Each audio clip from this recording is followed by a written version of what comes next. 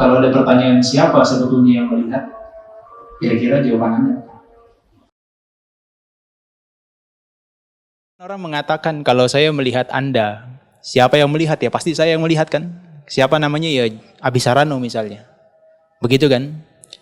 Tapi sebetulnya kalau di dalam kita sebagai yogi meditasi Vipassana, kita sudah nggak boleh lagi menyebutkan sebagai konsep.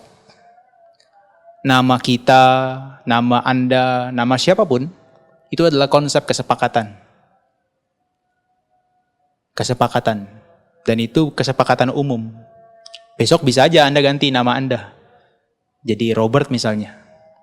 Sehingga itu kesepakatannya baru lagi. Jadi dia berubah tuh, ya. Tetapi kalau kita bermeditasi Vipassana, objeknya itu bukan konsep lagi. Tetapi sesuatu yang hakiki. Yang sesuatu tidak bisa dipecah lagi. Artinya di sisi ini, siapapun tidak bisa membantahnya. Kalau uang misalnya, kalau di Indonesia kan namanya kan uang ya. Kalau di luar negeri masa namanya uang? Money kan? Money kan? Kalau di Indonesia rupiah kan? Kalau di luar negeri apa dolar mungkin. Sehingga kesepakatannya beda-beda. Bahkan nilai tukarnya pun beda ya. Currency-nya kan beda-beda. Nah sehingga yang kita jadikan objek bukan hal-hal yang seperti semacam begitu.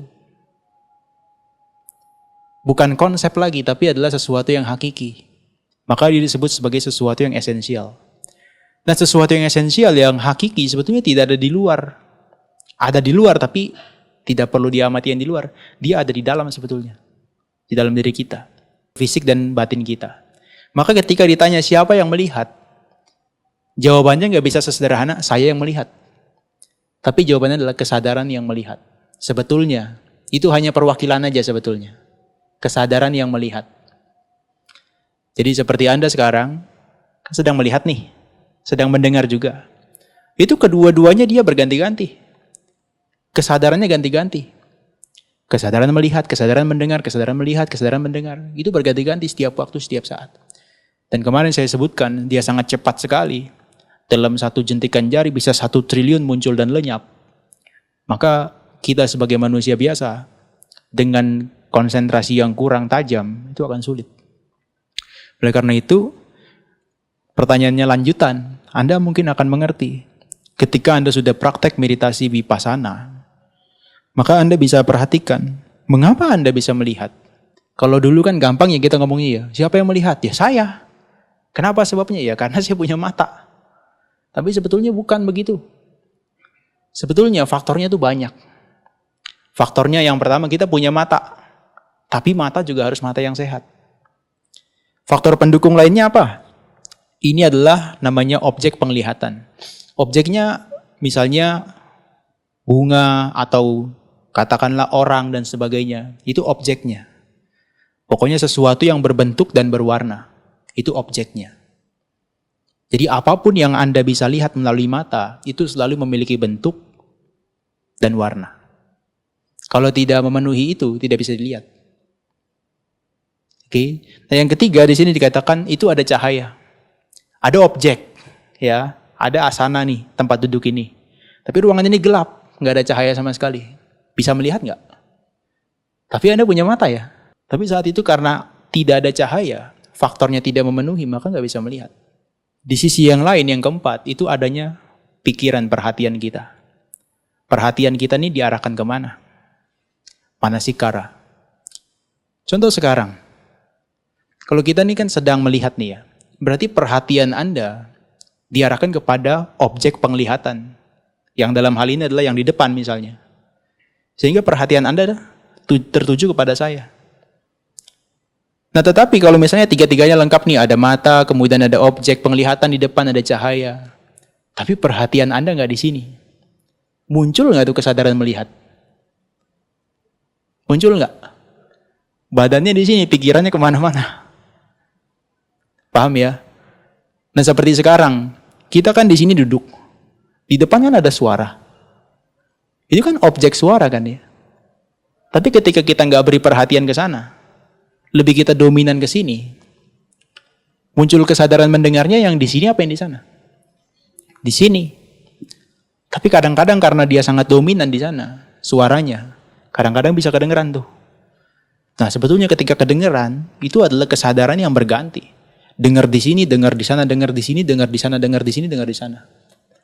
Nah, maka yang dikatakan yang melihat, yang mendengar, yang mencium, yang merasakan, yang membaui sesuatu, itu adalah kesadaran. Bukan kita. Jadi sudah dapat nih poinnya, kesadaran ya. Kita pegang dulu aja kesadaran. Tapi apa hubungannya nanti dengan kita praktek meditasi? Kalau kita meditasi, objek yang kita amati itu hanya dua, yang warna biru dan merah itu. Batin dan jasmani kita. Betul ya? Kalau batin itu, di dalam hal ini, itu nanti dipecah-pecah lagi tuh. Ada kesadaran, ada perasaan, ada bentuk-bentuk pikiran, ada yang namanya juga ingatan atau memori kita. Ya. Nah kalau jasmani itu sendiri dia. Sendiri. Ya jasmani yang seperti Anda lihat, baik internal maupun eksternal nih. Yang tampak secara luar maupun yang tampak secara dalam. Itu jasmani kita. Dalam meditasi mereka yang diamati. Batin dan juga jasmani. Nah kalau di dalam penjelasan-penjelasan di Buddhis, makanya saya sering mengatakan kalau di Buddhis itu tidak banyak membicarakan tentang Tuhan, tidak membicarakan tentang God atau sesuatu yang semacam teologis, tapi lebih banyak bicara tentang batin dan jasmani. Sehingga aman untuk dipelajari oleh siapapun. Ya, bisa diterima oleh siapapun. Sehingga dalam meditasi ini juga Anda harus mengerti. Anda mau praktek meditasi vipassana, objeknya ini, maka harus Anda mengerti apa itu jasmani, apa itu batin. Sehingga dalam mengamati Anda bisa lebih mudah. Ya. Nah, ini singkatnya kalau Anda pelajari di dalam ajaran Buddha itu ada 5. Yang satu pertama itu adalah jasmani kita, yang 4 berikutnya itu adalah batin kita. Nah, Anda mungkin lebih akan memahami begini, dia akan dipisah. Kita dalam meditasi, setiap waktu, setiap saat, yang diperhatikan 2 ini nih. Ketika duduk begitu kan, duduk mengamati nafas masuk, nafas keluar. Itu termasuk batin atau termasuk jasmani? Termasuk materi atau termasuk pikiran? Materi ya. Masuk, keluar. Nafas itu kan bagian dari materi kan? Itu yang Anda amati dari waktu ke waktu. Berusaha untuk dikenali. Apa itu nafas? Tapi sebetulnya tanpa Anda sadari, di saat yang bersamaan, kita nggak akan bisa mengenali materi tersebut, nafas tersebut, tanpa adanya pikiran atau batin. Betul ya? Nah bagaimana kita bisa mengenalinya? Nah ini, hal-hal inilah yang 2, 3, 4, dan 5 ini yang membantu kita mengenalinya.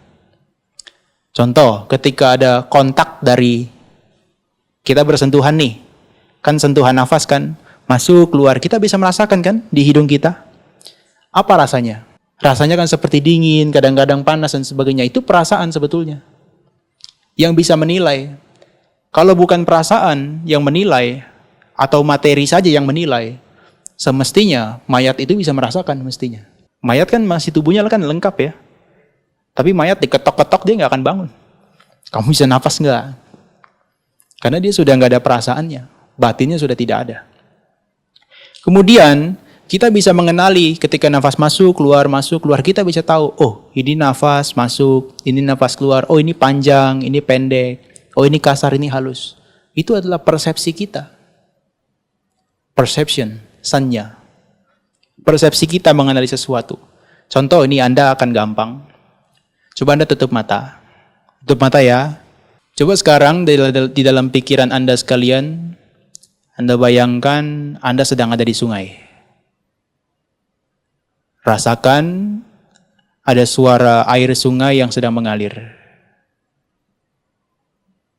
Anda sendiri di situ, Anda merasakan sungainya. Buka matanya perlahan-lahan. Ada gambaran sungai nggak di pikiran? Ada ya? Padahal Anda di sini ya. Hah?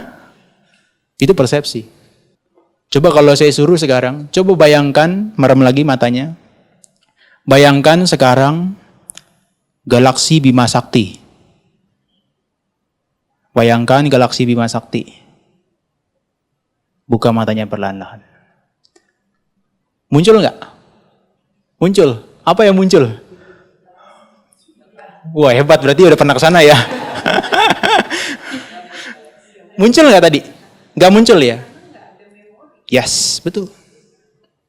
Nggak ada yang disimpan di dalam pikiran kita, pengalaman kita tentang Bima Sakti tadi. Kalau misalnya kita pun bisa membayangkan, oh Bima Sakti seperti Milky Way gitu kan. Itu karena kita udah lihat gambarnya di Google. Ya kan? Sehingga ketika saya bilang Bima Sakti, langsung pikiran Anda mengakses memori yang begitu banyak, langsung dipilih, ini Bima Sakti. Itu persepsi kita. Nah, termasuk ketika Anda melihat nih, sekarang. Ketika Anda melihat ke sini sekarang, ini kan di depan begini, oh ya ada orang misalnya. Kalau Anda belum pernah ketemu dengan orang itu, Anda akan bingung siapa dia. Ya kan? Tapi begitu udah tahu orangnya, pakai jubah, kepalanya gundul lah, itu sama Nera. Langsung tahu kan? Tapi kalau dia belum ada kesan apapun di memori kita, belum ada pengalaman apapun, kita akan mencari-cari. Nah, artinya kehidupan kita itu hanya tumpukan dari memori ini sebetulnya. Kehidupan kita. Tumpukan memori yang kita sudah bangun dari sejak lama. Persepsi seluruhnya. Contohnya ya, kalau kita meditasi kemudian tiba-tiba punya pemikiran kalau saya meditasi pantatnya pasti sakit. Itu gara-gara si persepsi itu. Gara-gara si persepsi itu. Karena dia mengalami sebelumnya. Nah, kenapa dia bisa disimpan kuat di dalam persepsi kita? Karena ada si perasaan. Ketika kita duduk merasakan sakit, sakitnya nggak tertahankan, terekam langsung di memori kita. Nah, itu bahayanya kalau dia terakumulasi dalam pikiran kita. Itu bisa jadi sebuah keyakinan. Makanya hati-hati selama di sini, tumpukan memorinya harus yang positif-positif. Jangan yang negatif mulu. Yang jelek-jelek misalnya, wah suara lah berisik, kemudian lalat lah tadi pagi gitu kan. Tadi pagi sedikit terganggu, kok lalat di sini mulu dia. Nah itu kalau dia muncul persepsi terus-menerus. Lama-lama ketika kita menemukan lagi momen seperti itu, langsung perasaan yang muncul gak nyaman, gak enak. Anda pernah kan makan es krim? Mungkin yang dari dulu gak pernah makan es krim, baru pertama kali makan es krim, enak banget es krimnya. Itu perasaannya sangat kuat tuh, perasaan menyenangkan. Langsung terekam di persepsi Anda. Besok makan es krim lagi dengan cara yang sama. Dengan model yang sama. Terekam kuat, wah es krim ini berarti enak nih. Besok begitu lihat ada pedagang es krim yang model gitu, itu es krim paling enak. Perasaannya langsung main. Begitu kontak melihat objek seperti es krim itu. Nah, kehidupan kita sebetulnya dikendalikan oleh mereka. Yang namanya perasaan, persepsi. Satu lagi. Ini adalah sankara, mental formation. Ini adalah bentuk-bentuk pikiran. Bentuk-bentuk pikiran ini adalah yang membuat kita thinking, berpikir. Berpikir, seandainya kita sekarang, kemudian merasakan sesuatu, kaki kesemutan, mulai berpikir, aduh kurang ajar nih, kok sakit begini. Pengen pindah posisi, itu adalah pemikiran. Itu adalah sangkara sebetulnya. Kita merasa bosan, kita merasa jengkel, kita merasa iri, merasa dengki. Itu adalah karena adanya sih bentuk-bentuk pikiran itu. Negatif ataupun positif. Dia campur. Nah, oleh karena itu, tadi, siapakah yang melihat? Kesadaran kan? Itu adalah consciousness. Consciousness. Dari ear consciousness, eye consciousness, kemudian nose consciousness. Itu adalah kesadaran mata, kesadaran hidung, kesadaran telinga. Itu yang membuat kita dari waktu ke waktu selalu berganti kesadarannya seakan-akan kita hidup solid. Seakan-akan kita hidup. Padahal kita hidup ini kesadaran demi kesadaran, demi kesadaran, demi kesadaran. Makanya kalau kehidupan sekarang kita penuh perhatian, bermeditasi, kita akan tahu. Oh sekarang kesadaran yang muncul apa nih? Tenang. Kesadaran yang muncul apa? Benci. Kesadaran yang muncul apa berikutnya? Marah. Kesadaran yang muncul berikutnya apa? Serakah. Kehidupan kita hanya tumpukan dari kesadaran. Terus menerus.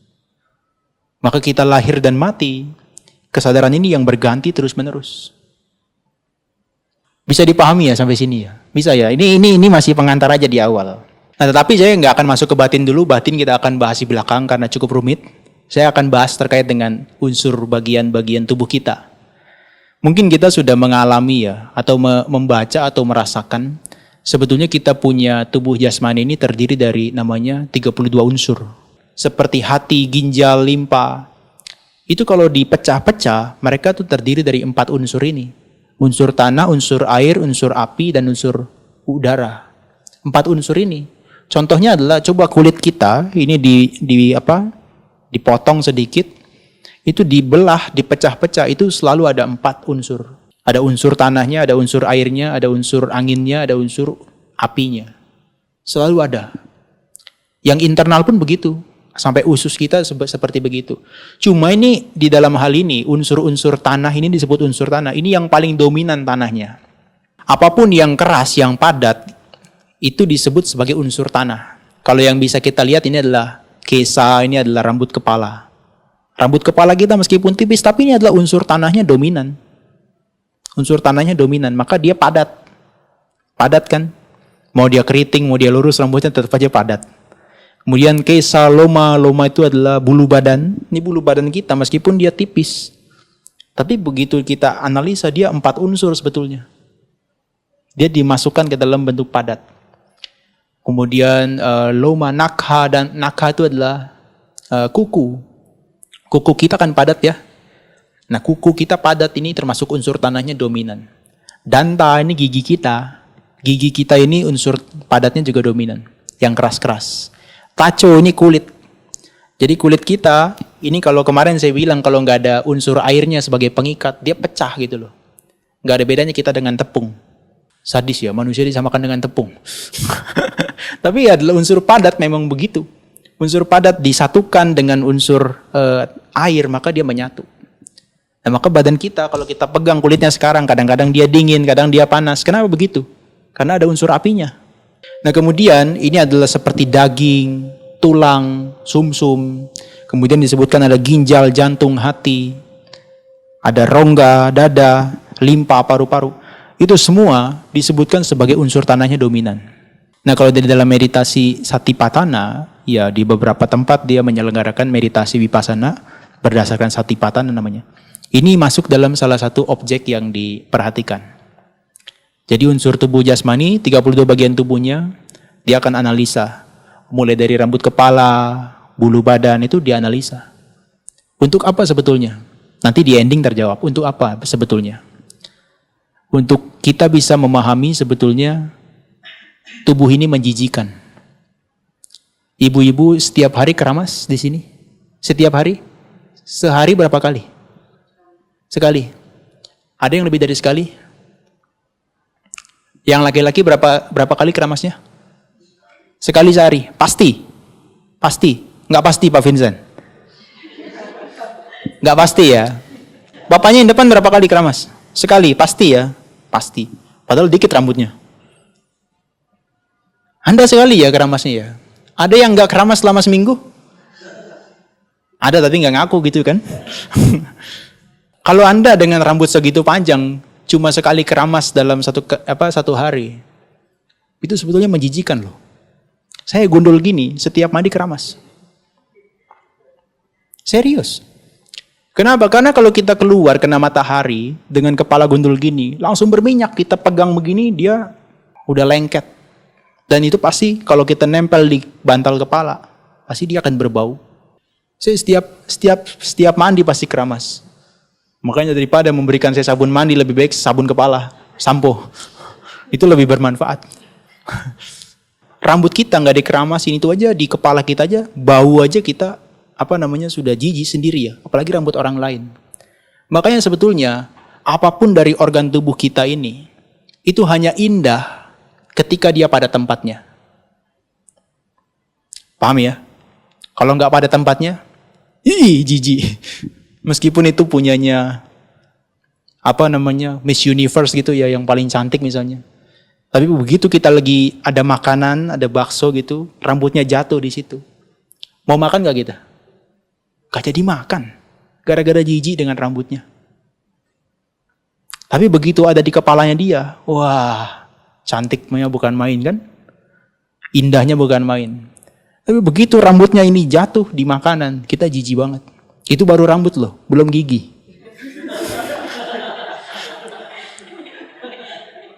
Gigi kita ini, sebagus-bagusnya gigi kita ini masih indah kalau masih di tempatnya. Tapi kalau jatuh di sini aja, siapa yang mau ngambil? Jijik. Nah itu yang saya bilang kemarin, sesuatu yang sebetulnya tidak indah, kita ini selalu menganggapnya indah. Karena kita nggak pernah melihat dia dari sisi yang lain.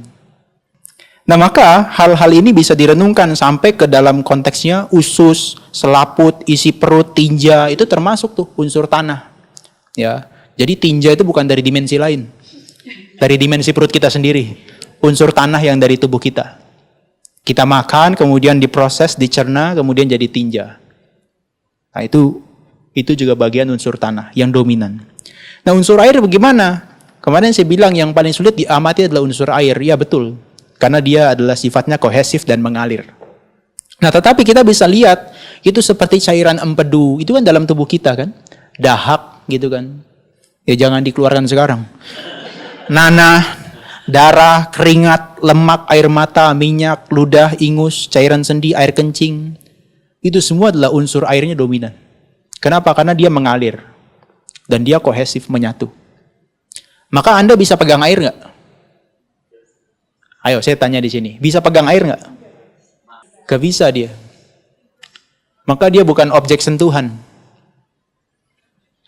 Dia nggak termasuk objek sentuhan. Kalau tanah kan keras, kita bisa sentuh kan? Api kan panas, kita bisa sentuh. Kalau angin kan dia seperti angin, kita bisa tersentuh kan? Seperti ada angin kan? Tapi kalau air, bisa disentuh nggak? Bisa dipegang nggak dia? Gak bisa. Apa yang dirasakan ketika bersentuhan dengan air? Dingin itu unsur apa? Nah, air bukan? Enggak. Dingin, panas unsur air atau api? Api kan? Yang dipegang berarti apanya? Apinya. Apa yang jadi disentuhnya? Tanah atau apa? Airnya. Lembut itu tanah bukan? Tanah kan? Berarti di dalam air ada tanahnya kan? Ya makin bingung kita. Jadi apa yang kita sentuh dalam air itu adalah 3 unsur yang lain. Unsur tanah, unsur api, dan unsur angin. Bukan unsur airnya sendiri. Unsur air itu nggak bisa disentuh. Bingung ya? Next time kita bahas.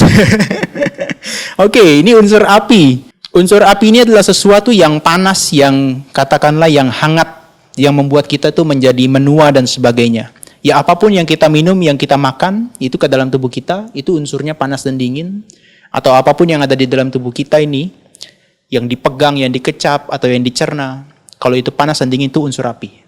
Jadi jangan dibayangkan api itu seperti kebakaran begitu, bukan. Tapi ketika sesuatu itu panas dan dingin, seperti sekarang, panas dan dingin, itu adalah unsur api sebetulnya. Temperatur, panas dan dingin temperatur. Sifatnya. Oke, unsur udara. Nah ini unsur udara yang mungkin Anda nggak pernah dengar ya. Udara itu ada 6 jenis. Anda pernah tahu ada unsur udara yang mengalir ke atas? Kalau Anda pernah tahu ada anak bayi yang baru 3 bulan, sebelum 3 bulan, Anda pegang kepalanya ini? Atau Anda pegang sendiri kepala kita semua? Pegang sendiri nggak apa-apa? Bukan diubun-ubun depannya sini. Ini lembek kan ya? Dibandingkan belakang. Lembek ya? Itu karena ketika kecil, anak bayi itu dominan nafasnya lewat sini. Maka dia lembut. Di bagian sini lembut. Makanya kalau mau pukul orang untuk cepat mati, jangan di belakang, di sini langsung meninggal dia. Karena ini yang bagiannya lembut. Ini tidak keras, tidak padat. Hah? Enggak, ini cuma teori. Bukan nyuruh praktik ya. Oke, yang kedua ini adalah yang turun ke bawah. Jadi ada udara yang turun ke bawah. Ini sekitar anggota bagian dari pinggang sampai ke bawah. Itu unsur yang udara geraknya ke bawah. Ya, kemudian yang ketiga ini adalah dalam perut. Jadi di dalam perut kita ini namanya kuci saya. Itulah yang disebut sebagai metodenya Mahasi Sayadaw. Kembung kempisnya perut abdomen. Jadi di dalam perut kita ini ada udara. Sehingga perut Anda bisa mengembang dan mengempis. Udara yang di perut ini beda dengan yang di sini. Udara yang di sini beda dengan yang di atas. Udara di sini beda dengan yang di bawah. Dia punya masing-masing jenisnya. Di perut. Maka sekarang kalau kita bernafas, dia bisa kembung perutnya kan, kempis perutnya kan. Bukan ada yang niup dari dalam. Tapi memang ada udara di dalam perut kita. Kemudian yang keempat dikatakan ini dalam usus. Dalam usus kita, usus besar atau usus kecil, di situ ada udara. Fungsinya apa kalau angin itu? Mendorong dan menopang. Sehingga kita bisa, buang air kecil dan buang air besar. Makanya kalau Anda nggak pernah latihan meditasi sampai tua, biasanya akan tersumbat di bagian usus itu, udaranya nggak mengalir lancar. Ini bukan promosi ya. Ini kebanyakan orang yang tidak latihan meditasi, aliran di bagian ususnya itu tidak lancar, maka dia akan sering mengalami sembelit. Sulit untuk buang air besar atau buang air kecil. Nah itu problemnya, maka kita untuk meditasi itu bagus sekali. Karena untuk melancarkan peredaran udara di usus kita juga. Kemudian yang kelima, ini adalah di bagian-bagian tubuh kita. Ini tangan ini, kenapa bisa bergerak? Yes, karena angin. Saya ingin menggerakkan tangan saya. Itu karena dari pikiran kita, dia memproduksi angin dengan sangat dominan di bagian tangan kanan saya. Saya perintah nih tangan kiri saya yang bergerak nih. Tangan kanan saya nggak akan gerak. Nah sehingga itu dari batin dan jasmani, batin dan materi dia saling mengondisikan. Makanya saya bilang nggak boleh bagian jasmani kita satupun yang bisa bergerak tanpa ada kehendak kita. Kecuali seperti jantung yang di dalam organ tubuh kita, dia akan bergerak secara otomatis. Tapi yang di luar seperti buka mata, menoleh kanan, menoleh kiri, kemudian berjalan, mengambil sesuatu, membengkokkan badan, membungkukkan badan, menegakkan badan, dia nggak boleh lepas dari kehendak kita. Harus dengan kehendak kita. Kalau kita lepas dari kehendak kita, kalau pergerakan mereka lepas dari kehendak kita, artinya itu adalah ketidakwaspadaan kita, kelalaian. Makanya tangan kita ini sebetulnya nggak akan bisa bergerak kalau kita nggak menghendakinya, kehendak dari pikiran kita. Nah itu kompleks sekali tuh. Dari keinginan tadi yang bentuk-bentuk pikiran, muncul, kuat, baru dia bergerak. Nah itu unsur udara yang diproduksi dengan sangat dominan sehingga tangan itu bergerak. Nah itu baru gerakan tangan yang sederhana. Bagaimana dengan Anda jalan sampai Anda lari? Luar biasa, cepatnya pikiran kita. Pikiran, materi, pikiran, materi, pikiran, materi, pikiran, materi. Mulut ini udah gak sempat untuk mencatat. Kalau kita lari. Karena dia pergerakannya, prosesnya sangat cepat sekali. Baru kita aware ya. Sebelumnya, ngapain diperhatikan? Nggak ada gunanya juga. Tapi ini adalah meditasi, ini harus dipahami. Nah maka ketika kita memperhatikan di dalam meditasi kita 4 unsur tubuh kita, dia memiliki semuanya secara keseluruhan 12 sifat. Kalau unsur tanah, Anda bisa mengenali unsur tanah di tubuh kita, itu melalui 6 sifatnya ini. Sifat keras. Ketika Anda misalnya menginjak batu di depan, keras kan rasanya? Ada rasa keras kan? Itu unsur tanah. Nah sehingga Anda mengenali ada unsur tanah di tubuh jasmani, itu adalah objek meditasi Anda. Kemudian selain keras ada empuk. Contohnya kalau bantal ini Anda tekan, ini empuk atau keras? Empuk kan? Nah ini lawannya keras. Nah ini adalah sifat dari tanah sebetulnya. Nah keras dan empuk itu yang dikatakan bukan konsep lagi. Itu adalah sifat hakiki dari jasmani kita. Maka di dalam meditasi vipassana yang diperhatikan adalah mereka. Bukan lagi bantal, bukan lagi kaki, bukan lagi menginjak, bukan lagi sesuatu hal yang kesepakatan umum. Tapi adalah sifatnya yang esensial. Yang dimanapun, meskipun Anda bawa ini ke Eropa, ketika Anda bilang, coba Anda tekan ini.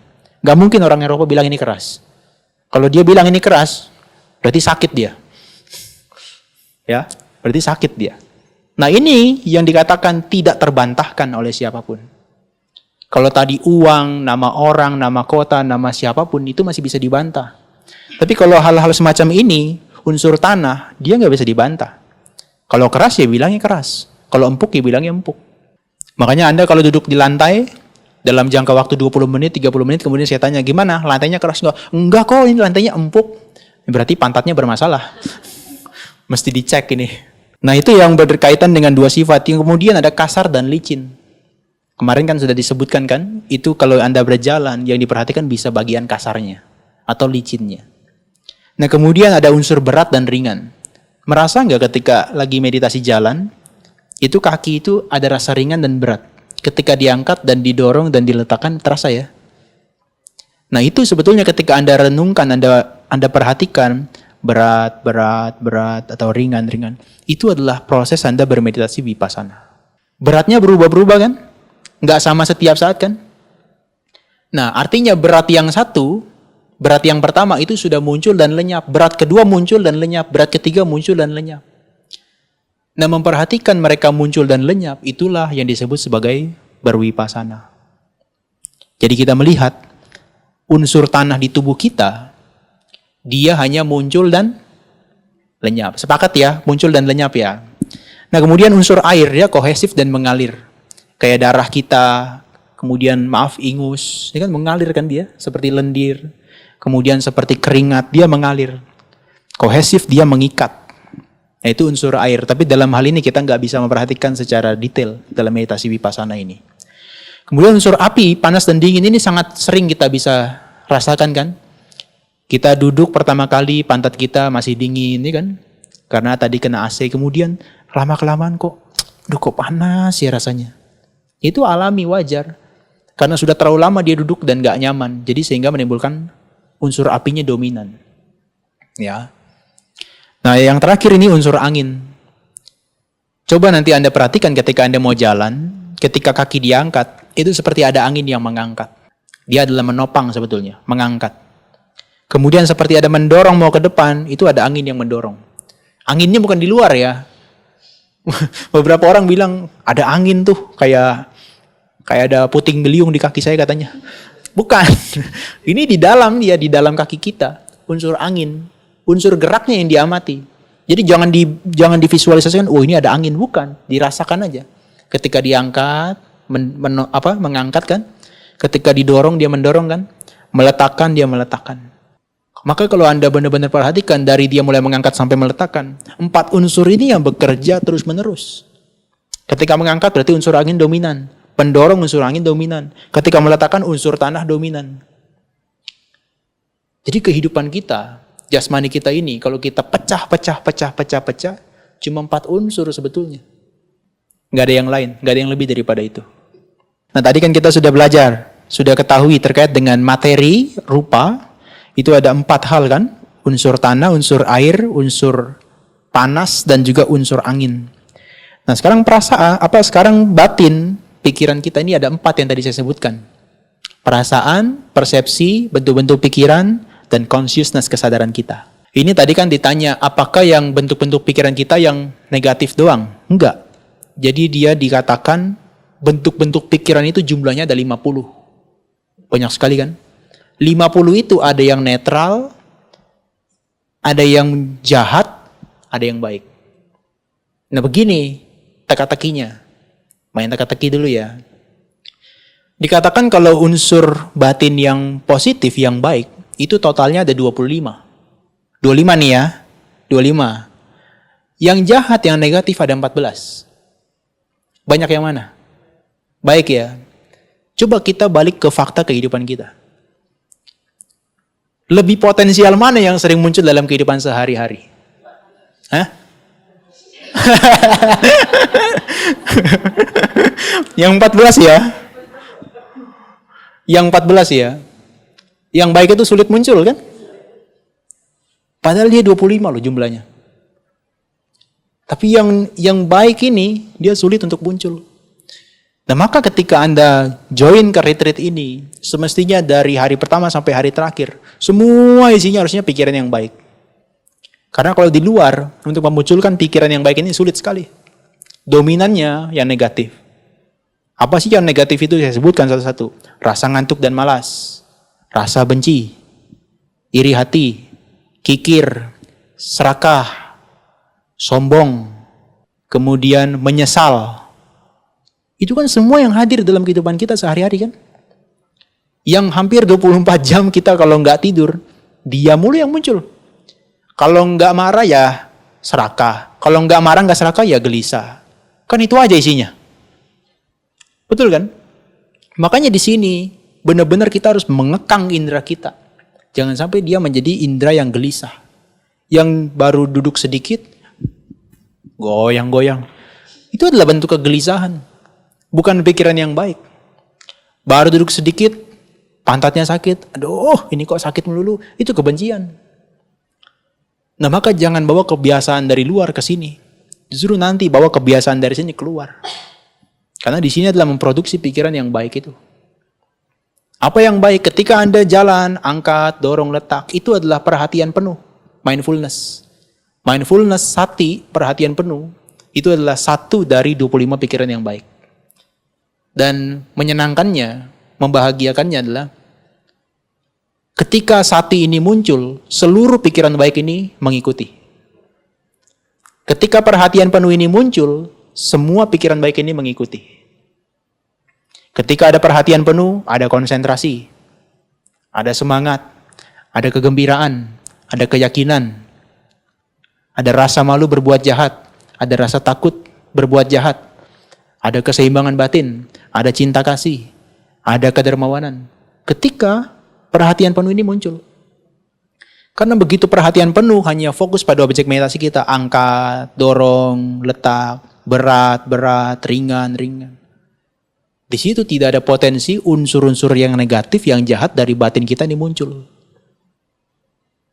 Paham ya? Jadi Anda coba renungkan sendiri, jangan sampai saya dikte. Jadi dalam keseharian dari mulai bangun tidur sampai Anda mau tidur nanti, coba lihat. Dan kalau perlu ditimbang-timbang, berapa yang lebih besar mana? Yang baik atau yang buruknya? Kan Anda kan peka sekali kan? Ketika Anda lalai, tidak ada perhatian penuh, ia berjalan semau Anda, melakukan sesuatu semau Anda, di situ ada kegelisahan, di situ ada keserakahan, di situ ada kebencian, di situ ada kebodohan. Maka meditasi harus benar-benar dari awal sampai akhir dia penuh perhatian. Kalau dia tidak dilakukan dengan penuh perhatian, diserbu sama pikiran yang negatif ini. Dan saya nggak bisa menolong. Saya cuma bisa kasih teorinya aja. Saya cuma bisa kasih, oh ini loh hintnya, hati-hati dengan ini, dengan ini. Tapi Anda sendiri yang diserbu sama pikiran yang negatif. Pikiran Anda ya pikiran Anda, pikiran saya. Jadi kalau Anda meditasi duduk terngantuk-ngantuk kayak gini, ya berarti di momen itu pikiran Anda sedang dihancurkan oleh rasa ngantuk dan malas. Maka kalau orang diserang oleh rasa ngantuk dan malas, itu diibaratkan seperti orang di penjara. Dia di penjara, di luar ada pesta. Orang di luar senang-senang, dia di penjara, cuma bisa melihat dari dalam. Artinya ada nafas masuk, ada nafas keluar, tapi dia tidak bisa memperhatikan. Karena pikirannya tumpul. Nah maka, yang baik dan buruk ini banyak sekali, ada 50 jumlahnya. Nah kalau Anda tertarik, nanti Anda bisa belajar Abhidhamma.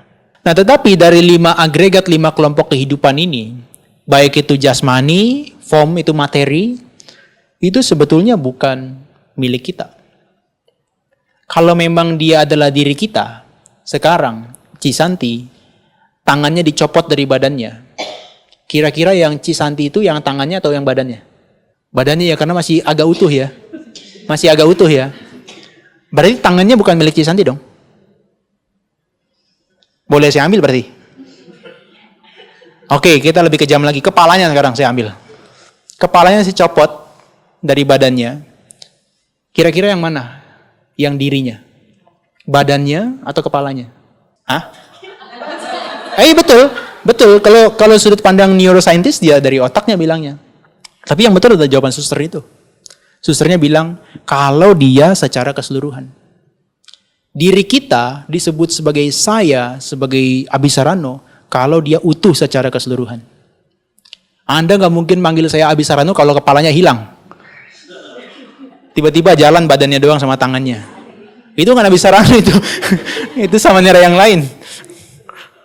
Ya. Maka dia bisa disebut sebagai saya, sebagai aku, sebagai seseorang kalau dia solid. Kalau dia dipecah, dipisah-pisah, nggak bisa. Nah maka tubuh kita ini, satu bagian tubuh kita, mau di mana yang disebut sebagai akunya nggak ada. Sebagai diriku nggak ada.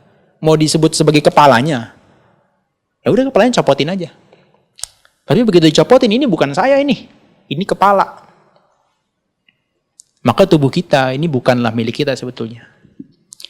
Oke, apalagi kalau kita mengatakan, oh tubuh saya itu adalah ketika saya usia 5 tahun itu yang masih imut-imut itu adalah Abisarano. Loh berarti yang sekarang bukan. Nah, daruratnya adalah dunia ini dia punya hukum namanya perubahan. Begitu ada hukum perubahan ini, segala sesuatu berubah. Tubuh kita ini sudah nggak bisa dilekati sebagai diri kita. 8 tahun sekali, seluruh sel tubuh kita ini berganti jadi baru semua. Setiap 8 tahun sekali. Jadi 8 tahun saya sebelum jadi Samanera yang lalu, berarti berbeda dengan saya yang sekarang. 8 tahun ini berarti kan nutrisi saya semua ini kan dari umat. Berarti yang diberikan makanan dari mama saya itu sudah nggak ada lagi. Karena selnya udah hilang semua. Ini baru, jadi tubuh saya ini 8 tahun kan, berarti ini baru. Tubuh saya yang baru sebelum saya jadi Samanera. Nanti 8 tahun kemudian, baru lagi tubuh saya secara keseluruhan berganti semuanya, sel-selnya. Makanya Anda lihat kan foto Anda, usia 5 tahun imut, kemudian usia 15 tahun, wah cakep, 25 tahun kok, makin cakep, dewasa, 45 tahun kok, mulai amit-amit. Nah Anda mau akui Anda yang mana jadinya? Yang masih kecil, yang dewasa, atau yang udah tua? Yang remaja, berarti yang sekarang bukan Anda dong. Ya itu, complicatednya adalah kita udah terkena perubahan setiap waktu, setiap saat. Kita sudah nggak bisa menolak. Setelah kita dilahirkan, langsung kita dapat paket lengkap. Mengalami ketuaan. Ya, begitu juga dengan perasaan kita. Anda meditasi kan tadi? Dari hari pertama sampai hari sekarang. Nggak usah jauh-jauh lah, hari pertama kan sudah mulai lupa ya. Udah lupa kan? Rasa bosannya udah mulai hilang kan? Nah, udah mulai hilang. Nah, tapi yang hari ini aja misalnya, tadi pagi sampai sekarang. Tadi pagi ketika subuh-subuh itu merasakan apa? Bahagia, atau perasaan senang, perasaan netral, perasaan yang menyenangkan banget gitu kan? Tapi sekarang, rasa jengkel sekali. Nah itu berubah setiap waktu, setiap saat. Sehingga kalau Anda mau bilang, perasaan Anda itu perasaan yang mana? Yang jengkel atau yang bahagia, senangin tadi? Kalau Anda bilang, perasaan saya adalah perasaan yang senang tadi, berarti yang sekarang bukan perasaan Anda. Bukan hanya jasmani kita yang kena perubahan, perasaan kita kena perubahan juga. Persepsi kita juga gitu. Tadi sebelum Anda mendengar penjelasan-penjelasan ini, Anda mungkin nggak tahu bahwa tubuh Anda itu berubah 8 tahun sekali. Tapi begitu Anda dapat informasi ini, maka persepsi Anda berubah. Oh, ternyata itu ya informasinya. Tadi saya belum sebutkan, tubuh kita ada 32 bagian tubuh. Tapi begitu saya sebutkan, Anda langsung tahu, oh begitu ya. Persepsi kita pun berubah-berubah setiap waktu, setiap saat. Sehingga tidak ada yang bisa dilekati. Kadang-kadang Anda bisa lihat, orang itu sangat suka dengan sesuatu. Besok, ketika dia mengalami sesuatu yang gak menyenangkan dengan barang itu, bisa menjadi sangat benci dengan barang tersebut. Terus yang bagian dari diri dia, yang membenci atau yang menyukai? Kalau salah satu di antara mereka, berarti satu di antara mereka itu bukan dirinya dong. Itu repotnya kita hidup ini karena perubahan. Makanya saya pengen cari obat kekekalan sebetulnya. Immortal. Ya, begitu juga bentuk pikiran. Pikiran Anda sekarang dengan nanti ini 1 detik berikutnya berbeda. Betul nggak? Coba sekarang saya ajak Anda ke mall ya. Coba bayangin sekarang Anda lagi keluar dari wihara, Anda turun ke Malang, di bawah itu ada mall, Anda masuk ke dalam, Anda beli pizza di sana, udah terbayang? Udah. Anda di mall kan sekarang? Hah? Pikirannya berubah, tadi barusan ada di sini, tapi berikutnya pikirannya sudah di sana. Nah, kita itu yang di mall sekarang, kita itu yang di mall atau yang di sini jadinya? Kalau kita pilih satu di antara mereka, berarti satu di antara mereka, bukan diri kita. Kesadaran kita juga begitu. Tadi kan kesadaran berganti-ganti ya. Mata, telinga ini berganti-ganti setiap waktu. Maka Anda sudah nggak bisa lagi mengatakan dia kekal. Oke, sepakat ya? Berarti tubuh, perasaan, persepsi, pikiran, kesadaran, semua tidak kekal kan? Udah dapat ya? Oke. Besok mungkin kita bisa bahas tuh terkait dengan lanjutan daripada ini. Tapi sebetulnya kalau kita telaah lagi dalam kita meditasi, kehidupan kita tuh cuma 6 indera kok. Mata, telinga, hidung, lidah, kulit, dan pikiran. Kemudian ada yang namanya objeknya. Objeknya apa? Pandangan, suara, bebauan, rasa, sentuhan, dan objek-objek pikiran. Begitu mereka itu tabrakan berdua, mata ngelihat sesuatu, langsung nyetrum mereka. Bukan kesetruman pikiran Anda ya. Maksudnya langsung nyetrum, terjadi kontak dan muncul kesadaran. Itulah kenapa siapa yang melihat? Kesadaran. Tapi apakah kesadaran diri Anda? Kenapa? Karena dia berubah setiap waktu, setiap saat. Bisa paham ya? Mulai diracuni pikirannya ya. Sekali lagi, ini yang lain. Ini kan kita dengar suara nih. Suara lagu. Mungkin kita dengarkan. Ketika dia dengar suara ada di sana, kemudian ada mediumnya adalah udara kan? Udara, kemudian telinga kita ini masih normal, kemudian kita punya perhatian mengarah ke sana. Kedengeran gak tuh lagu? Kedengeran kan? Berapa menit lagunya misalnya? 2 menit. Apakah Anda yang mendengar? Bukan, kesadaran yang mendengar. Nah, apakah kesadaran itu kita? Bukan, karena dia berubah setiap waktu, setiap saat. Kalau memang kita, yang di bagian mana yang kesadaran yang kita anggap itu kita? Kalau memang yang sekarang, berapa detik berikutnya dia sudah lenyap. Berarti kita sudah lenyap. Paham di sini? Kesadaran kita nih, kita akan melihat nih sekarang. Melihat. Kita anggap ini sebagai kita nih. Saya sedang melihat. Tapi berikutnya sekarang ini, kesadaran yang melihat tadi sudah lenyap. Kalau kita menganggap kita adalah kesadaran yang tadi, berarti kita lenyap bersama kesadaran tadi. Poinnya apa sebetulnya? Jangan melekat dengan apapun yang muncul di dunia. Apakah itu materi, jasmani kita, apakah itu objeknya, perasaan, apakah itu persepsi, apakah itu bentuk-bentuk pikiran, apakah itu kesadaran. Makanya kalau Anda meditasi, Anda melekat, Anda menderita. Sebenarnya tadi saya konsentrasi loh, kok saya nggak merasakan konsentrasi yang tadi? Ya nggak bisa. Karena satu hal tidak mungkin terjadi yang sama untuk kedua kalinya. Maka kalau Anda mengharapkan itu terjadi kedua kalinya, Anda gila sebetulnya. Tidak mungkin. Kalau identik iya, yang serupa. Tapi kalau dianalisa dia pasti berbeda. Apakah lebih tenang ataukah tenangnya lebih kurang. Paham? Nah maka sebetulnya kehidupan kita ini cuma 6 ini aja berganti-ganti. Sekarang saya dengar, nanti saya lihat, nanti saya duduk sentuhan terasa, nanti saya berjalan, kaki saya yang bergerak, nanti saya mendengar lagi, nanti saya melihat. 24 jam kita dikerjain sama mereka doang. Maka dalam meditasi vipassana, kita penuh perhatian mengawasi mereka. Mata melihat, telinga mendengar. Makanya kalau mata kita ini nggak mampu dikendalikan, ya jangan melihat ke jauh, lihat ke bawah aja. Kalau kita belum terlatih konsentrasinya, biasanya udah main dia. Begitu Anda duduk di sini, kemudian lihat saya datang, Anda lihat begini, langsung muncul pikirannya. Wah pasti mau dimarahin ini.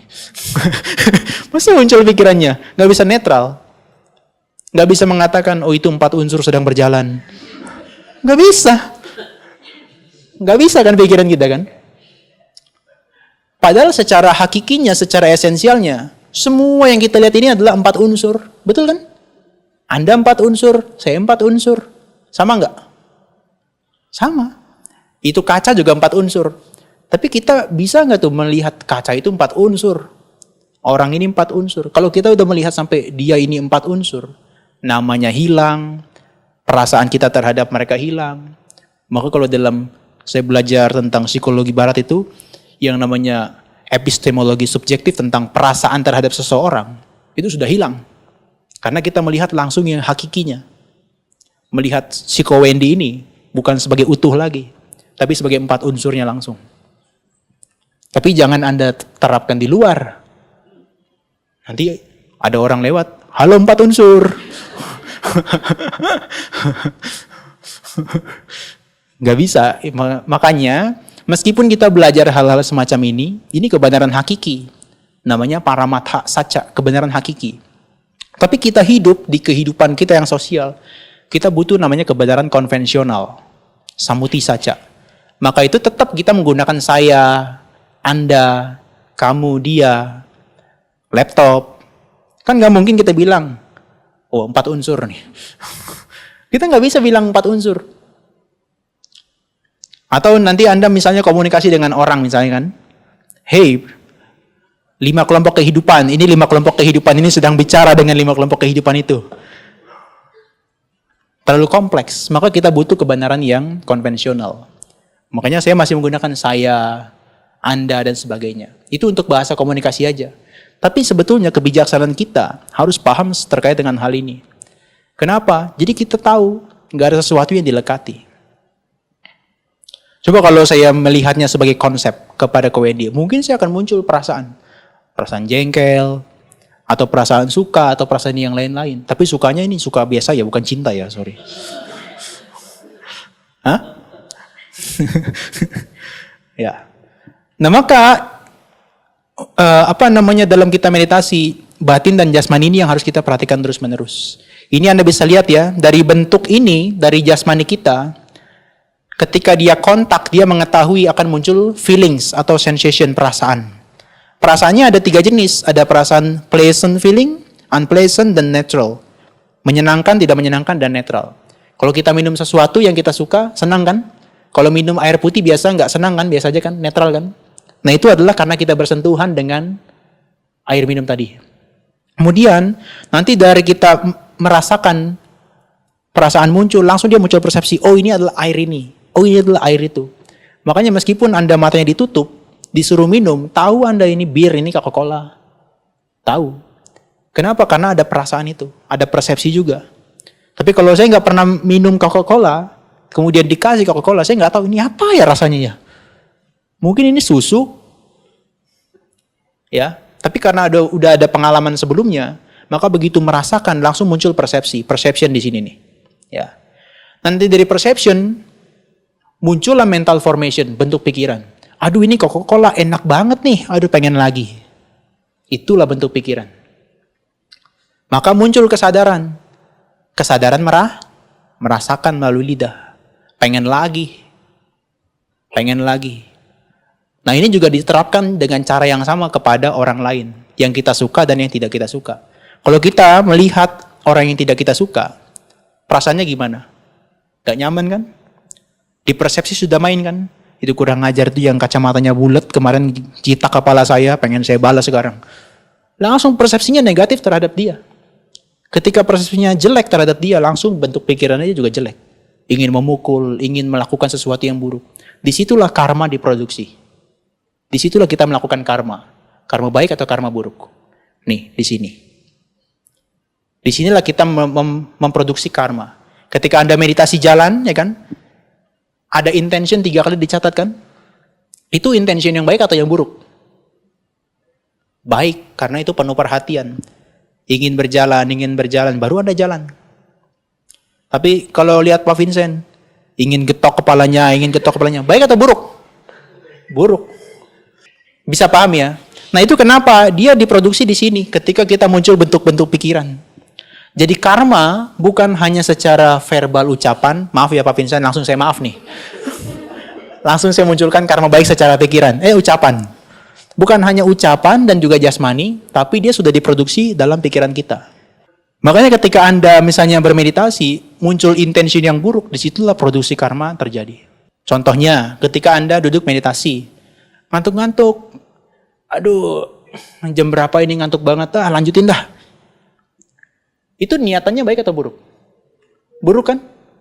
Jadi mengantuk dalam meditasi itu baik atau buruk? Buruk ya, tapi kenapa masih dilakukan ya? Otomatis ya. Oke, pikiran mengembara gimana? Pikiran mengembara ngoeng, mikirin yang lampau, yang akan datang. Terus kemudian muncul bentuk-bentuk pikiran, wah itu asik tuh ceritanya. Itu baik atau buruk tuh? Ingin memikirkan itu terus? Buruk kan? Tapi kenapa dipikirkan terus?